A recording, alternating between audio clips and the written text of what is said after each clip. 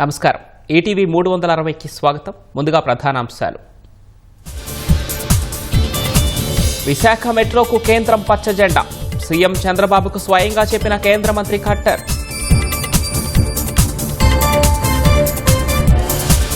అమరావతికి చట్టబద్ధత కల్పించాలని అమిత్ షాను కోరిన చంద్రబాబు. పార్లమెంటు ప్రస్తుత సమావేశాల్లోనే బిల్లు పెట్టాలని వినతి. రైల్వే ప్రాజెక్టులపై కేంద్ర మంత్రి అశ్విని వైష్ణవ్తో ముఖ్యమంత్రి భేటీ. బెంగళూరు చెన్నై కారిడార్ను తిరుపతికి కనెక్ట్ చేయాలని విన్నపం. రేపటి నుంచి అసెంబ్లీ బడ్జెట్ సమావేశాలు.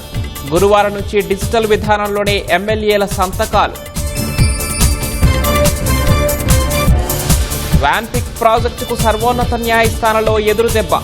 సిబిఐ కేసును కొట్టివేయాలన్న పిటిషన్ను తోసిపుచ్చిన సుప్రీంకోర్టు. లోక్సభ స్పీకర్పై అవిశ్వాస తీర్మానానికి కాంగ్రెస్ నోటీసు. చర్చ పూర్తయ్యే వరకు సభకు రాకూడదని ఓం బిర్లా నిర్ణయం. ఏఐ కంటెంట్కు లేబుల్ తప్పనిసరి. ఎవరు రూపొందించారన్న వివరాలుండాలన్న కేంద్రం.